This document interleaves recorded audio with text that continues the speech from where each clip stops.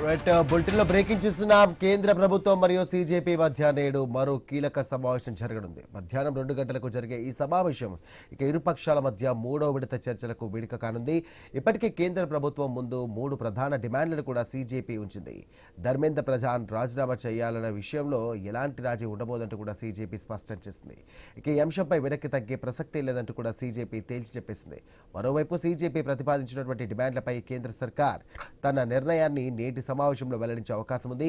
ఇక ఈ చర్చల ఫలితం ఎలా ఉండబోతోందనే అంశంపై రాజకీయ వర్గాల్లో కూడా ఆసక్తిగా నెలకొంది. ఇటు కేంద్రం సీజేపీ మధ్య జరగనున్నటువంటి ఈ మూడో విడత చర్చలు ఎలాంటి పరిణామాలకు దారితీస్తాయన్నది ఉత్కంఠగా మారింది.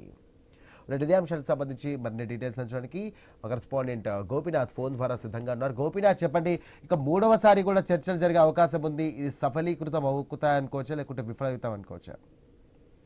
సాయి, మొత్తం మీద గత కొద్ది రోజుల నుంచి కూడా నీట్ పరీక్షకు సంబంధించి అంటే లీకేజీకి సంబంధించి పెద్ద ఎత్తున విచారణ సంస్థలు విచారణ జరుపుతున్నాయి. మరోవైపు ఇప్పటికే కూడా కొంతమందిని అరెస్ట్ చేయడం జరిగింది. అయితే మరికొంతమంది పైన కూడా అతి త్వరలోనే అరెస్టులు చేసే అవకాశం అయితే ఉంది.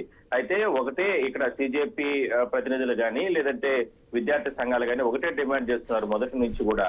ఏదైతే ధర్మేంద్ర ప్రధాన్ ఆయన రాజీనామా చేస్తే తప్ప దర్యాప్తు సంస్థలు కానీ వీళ్ళందరూ కూడా విచారణను పారదర్శకంగా నిర్వహించలేరు. కోట్లాది మంది విద్యార్థులతో ఏదైతే వీళ్ళు ముడిపెట్టి ఈ లీకేజీకి సంబంధించినటువంటి కారకులు అయ్యారు కాబట్టి ఖచ్చితంగా రాజీనామా చేయాలని మొదటి నుంచి కూడా వాళ్ళు డిమాండ్ చేస్తున్నారు. అయితే నిన్న ఏదైతే కేంద్ర మంత్రులతో భేటీ అయిన తర్వాత చర్చలు జరిగే సందర్భంలో కూడా అదే విషయాన్ని సీజేపీ ఏదైతే ప్రతినిధులు చెప్పడం జరిగింది. ఒకటి 3 డిమాండ్లు. ఒకటి, ఇప్పటి వరకు కూడా హింసాత్మకంగా జరిగిందంటూ కూడా అంటే మేము శాంతియుతంగా అంటే కార్యకర్తలు కానీ లేదంటే విద్యార్థి సంఘాలు నిరసనలు వ్యక్తం చేస్తూ ఉంటే కానీ వాళ్ళపైన అక్రమ కేసులు పెట్టి రకరకాలుగా ఇబ్బందులు గురి చేస్తున్నారు. ఆ కేసులన్నింటినీ కూడా పూర్తిగా ఎత్తేయాలనేది ఒక డిమాండ్. ఇంకొక డిమాండ్, ఇప్పటికే ఏదైతే నష్టపోయారో ఎవరైతే చనిపోయారో విద్యార్థులకు సంబంధించి కావచ్చు వాళ్ళకందరికీ కూడా నష్టపరిహారం కలిగించాలి. అదేవిధంగా ₹1 కోటి వరకు వాళ్ళ కుటుంబాలను ఆదుకోవాలి, ఇవ్వాలంటూ కూడా ఆర్థిక సహాయం చేయాలంటూ కూడా మరో డిమాండ్ పెట్టడం జరిగింది.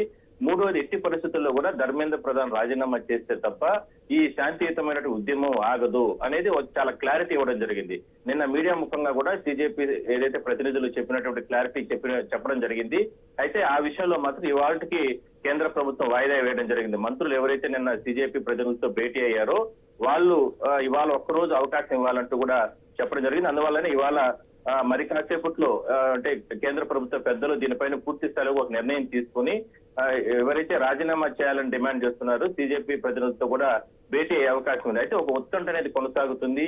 నిజంగానే ధర్మేంద్ర ప్రధాన్ రాజీనామా చేయిస్తుందా కేంద్రం, లేదంటే మళ్ళా కూడా అంటే అతన్ని సపోర్ట్ చేసే విధంగానే కొనసాగిస్తుందా? అంటే ఒకటే ఇక్కడ ఆయన ధర్మేంద్ర ప్రధాన్ వ్యక్తిగతంగా ఎక్కడ కూడా వీళ్ళు ఎవరైతే సీజేపీ ప్రతినిధులు కానీ విద్యార్థి సంఘాలకు చెప్పడం లేదు.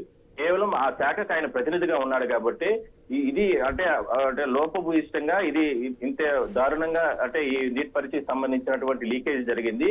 ఆయన ప్లేస్ లో ఎవరున్నా వాళ్ళు రాజీనామా చేయాల్సిందే, నైతికంగా బాధ్యత వహించాలి.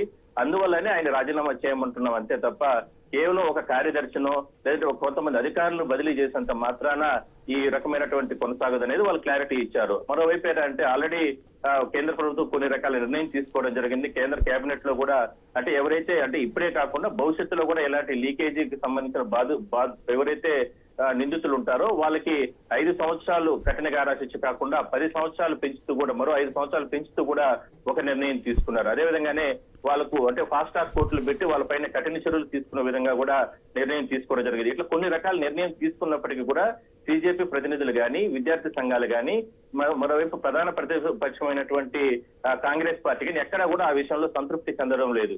భవిష్యత్తులో దీన్ని పూర్తి స్థాయిలో కూడా అణచివేయాలి, ఇలాంటిది జరగకుండా ఉండాలి అంటే కన్నా నైతికంగా ఆ శాఖకు సంబంధించిన మంత్రి రాజీనామా చేయాలి. దీనిపైన లోతుగా దర్యాప్తు జరపాలంటే దర్యాప్తు సంస్థలకి విచక్షణ అధికారాలు ఇవ్వాలి. ఇట్లా రకరకాల డిమాండ్లు అయితే పెట్టడం జరిగింది. అయితే వాటన్నిటి మీద కూడా కొన్ని రకాల నిర్ణయాలు అయితే కేంద్ర ప్రభుత్వం తీసుకునిందే కానీ ఇవాళ మాత్రం 3వ దఫా జరుగుతున్నటువంటి ఏదైతే ఈ చర్చల్లో మరికొన్ని అంశాలను మాత్రం సీజేపీ ప్రతినిధులతో భేటీ అయ్యే అవకాశం అయితే ఇందులో ఖచ్చితంగా సీజేపీ ప్రతినిధులు ఒకటే చెప్తున్నారు, ఇన్ని డిమాండ్లు మీరు నెరవేర్చినా ఖచ్చితంగా మంత్రి ఎవరైతే ఉన్నారో ధర్మేంద్ర ప్రధాన్ రాజీనామా చేస్తే తప్ప ఈ ఉద్యమం ఆగదనేది మాత్రం చాలా క్లారిటీ చెప్పడం జరిగింది. సో మొత్తం మీద కేంద్ర ప్రభుత్వం ఎటువంటి నిర్ణయం తీసుకుంటుంది, వాళ్ళు ఏ విధంగా మరోసారి ఇవాళ భేటీ అవుతారో చూడాల్సిన అవసరం అయితే ఉంది. రైట్ గోపీనాథ్, ఒక విధంగా చూస్తే కనుక కేంద్ర మంత్రి ధర్మేంద్ర ప్రధాన్ రాజీనామా అంశానికి సంబంధించి కూడా మొన్న మీడియా సమావేశంలో జేపీ నడ్డా కొంచెం కీలక వ్యాఖ్యలు చేశారు. ఏంటి చేయాల్సిన అవసరం లేదు, దీనికి సంబంధించినటువంటి చర్యలు మాత్రం ఖచ్చితంగా తీసుకుంటాం, తీసుకోబోయే నిర్ణయాలు చాలా కఠినంగా ఉంటాయని చెప్పేసి చెప్తున్నారు. ఇప్పటికే కఠిన నిర్ణయాలు తీసుకున్నట్టుగా ఇటు ప్రధాని మోదీ కూడా చెప్పడం జరిగింది. అయినప్పటికీ ఇటు సీజేపీ పార్టీ ఎందుకు సంతృప్తి పడడం లేదు, ఎందుకు ఒక వ్యక్తినే టార్గెట్ చేసి ఇలా మాట్లాడడం జరుగుతుంది అనేది ఏ విధంగా చూడొచ్చు? అంటే వాళ్ళు ఒకటే చెప్తున్నారు, సీజేపీ ప్రజలు ఇందాక మనం అనుకున్నట్లుగానే ఎక్కడ కూడా మేము వ్యక్తిగతంగా ఆయన ఎవరైతే ధర్మేంద్ర ప్రధాన్ పైన వ్యక్తిగతంగా మేము ఎక్కడ కూడా ఆరోపణలు చేయలేదు. ఆ శాఖకు ఆయన ప్రతినిధిగా ఉన్నారు, మంత్రిగా ఉన్నారు కాబట్టి మేము రాజీనామా చేయమంటున్నాం. ఇదే అంశం మొదటి రోజు ఎవరైతే లీకేజీ ఘటనకు సంబంధించి కొన్ని దర్యాప్తు సంస్థలు దీన్ని పూర్తిగా పారదర్శకంగా నిర్వహించాలా అంటే ఆ శాఖలో కీలకంగా ఉన్నటువంటి మంత్రుల కాడ నుంచి మరికొంతమంది అధికారులు వీళ్ళందరినీ కూడా పక్కకి తప్పిస్తే తప్ప స్వేచ్ఛగా ఇందులో ఎవరెవరు ప్రమేయం ఉంది ఏందనే దానిపైన పూర్తిగా దర్యాప్తు సంస్థలు చేయలేవు అనేది వాళ్ళ ఆలోచన, అనుమానం. అందువల్లనే ఆ రకంగా నిర్ణయం తీసుకున్నారు. కానీ ఎక్కడ కూడా అంటే దేశంలో మనం చూస్తే ఎక్కడైనా సరే ఏదైనా ఘటన జరిగిన బాధ్యతగా ఆ శాఖకు సంబంధించిన మంత్రులు లేదంటే వెంటనే తప్పుకుంటారు, రాజీనామా చేస్తారు. కానీ ఇక్కడ ఆశ్చర్యకరమైనటువంటి అంశం ఏంటంటే కేంద్ర ప్రభుత్వం ఎందుకు ఈయన్ని కొనసాగిస్తుంది, ఎందుకు ఆయన్ని ధర్మేంద్ర ప్రధాన్ని ఎందుకు వెనకేసుకుని వస్తుంది అనేది వాళ్ళ అనుమానం.